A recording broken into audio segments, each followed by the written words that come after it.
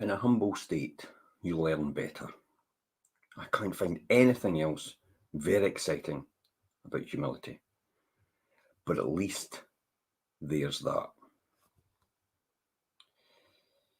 When Jack Canfield sat next to Skip Barber on a flight to Las Vegas, Skip trains people to drive high-performance cars under actual racing conditions. When he asked him what distinguishes his best students, he replied, "The ones that are teachable." They're open to learning. The ones who don't make it are the ones that think they know already and they know everything. You just can't teach them anything. To learn and grow in life, you need to be teachable too. You need to let go of already knowing it all, needing to be right and looking good, and open yourself to being a learner. Listen to those who have earned the right to speak, who have already done what you want to do.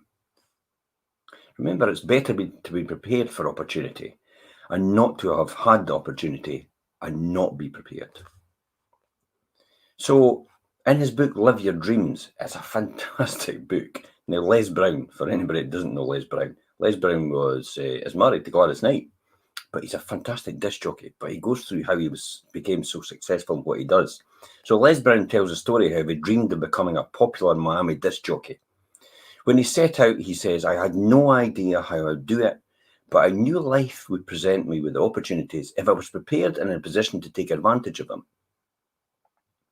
Les shadowed his high school drama teacher, learning as much as he could about linguistics.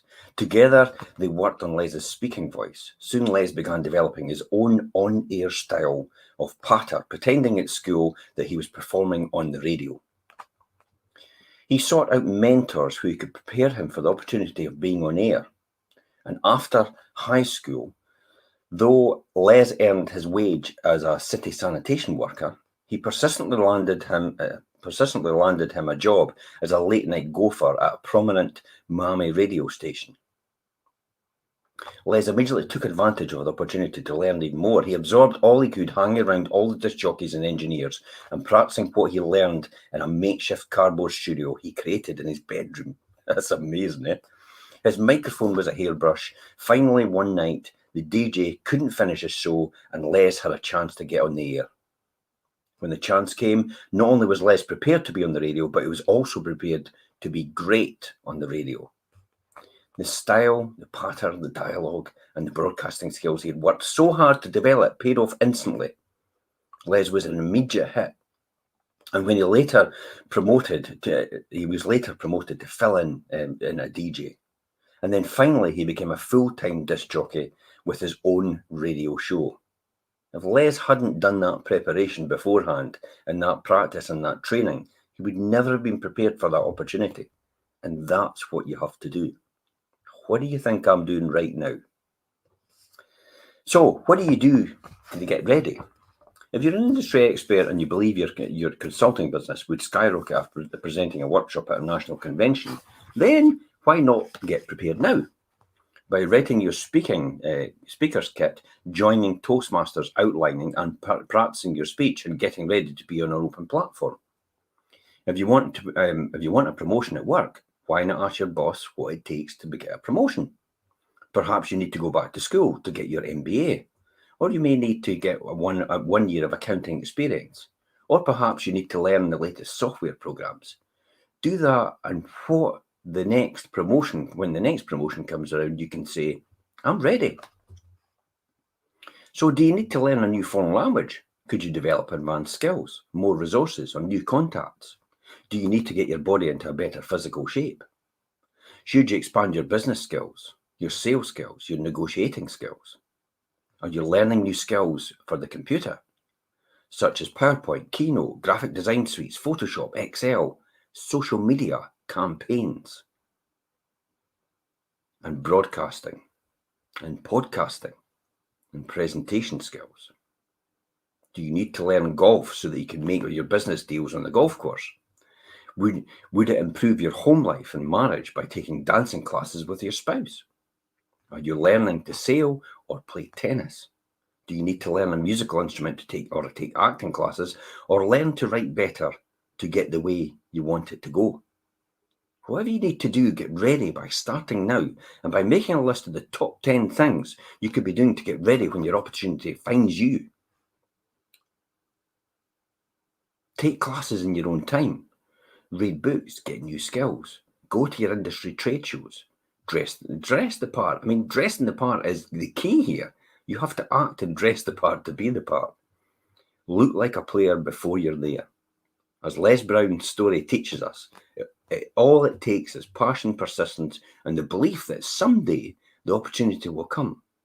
Start getting ready now. Now remember, nothing changes until you do. If you keep doing the same thing you've always done, you'll always get what you always got. If you suddenly discover you were driving with an emergency brake on, would you push harder on the gas? No, you'd simply release the brake and instantly go faster without any additional expenditure of energy. Most of us are actually going through life with the emergency brake on, so it's time to release the brake of the limiting beliefs, the emotional blocks, and the self-destructive behaviours that are holding you back. In addition to the techniques we've already covered before, and the principles on releasing the brakes, transforming your inner critic to an inner coach, and transcending your limiting beliefs, the two most powerful methods of releasing the brakes are personal development training and individual therapy. If you were to attribute my success to anything, it would be the hundreds of hours of personal development seminars I've been on and have attended over the past years. It's about 30 years I've been on personal development training and reading books. All of us, including me, need outside influencers to help us break through our habitual habits and assist us in creating a new ways of thinking in our behaviour. So invest in your team's education as well. I mean, Jack Canfield recently saw a brilliant gem on the internet. The chief financial officer of a company asked the CEO, who is the chief executive officer. So basically, the financial director asked the managing director, what happens if we invest in developing our people, then they decide to leave us? And the managing director says, what happens if we don't and they actually stay? To stay competitive in today's world, you must focus not only on your own learning and development, but also on your team's development. Whether you are a managing director of a large corporation, an owner of a mid-sized company, a regional sales manager, a small entrepreneur, or a school principal, or a leader of a network marketing downline, you have to make sure that everyone in the organization is constantly learning and growing, or your organization will ultimately be left behind. In Japan, the average worker receives many more days of training a year than workers in the USA and the UK. This may be one of the reasons why they have such a huge share of the American car market and the UK car market, the camera market, the consumer electronics market, such as brands like Toyota, Nissan, Mazda, Subaru, Lexus, Infinite, Nikon, Fujifilm, Sony, Panasonic, and Sharp. They're all huge corporations, but they invested heavily in their team. So invest in lending of library books, CDs and DVDs, podcasts, digital downloads. Send people to trainings. Hire trainers to do in-house trainings. Include both personal and professional development trainings. Just remember, realize the amount of knowledge and information available in the world is growing at a mind-numbing pace. In fact, it has been said that all human knowledge has doubled in the last 10 years. Don't expect this trend to slow down. More alarming, the information that allows you to be successful, to be on the cutting edge of your career and profession, is evolving at the same pace. That's why you must commit to lifelong self-development and self-improvement and learning, improving your mind, increasing your skills, and boosting your ability to assimilate and apply what you learn. And I'll see you tomorrow.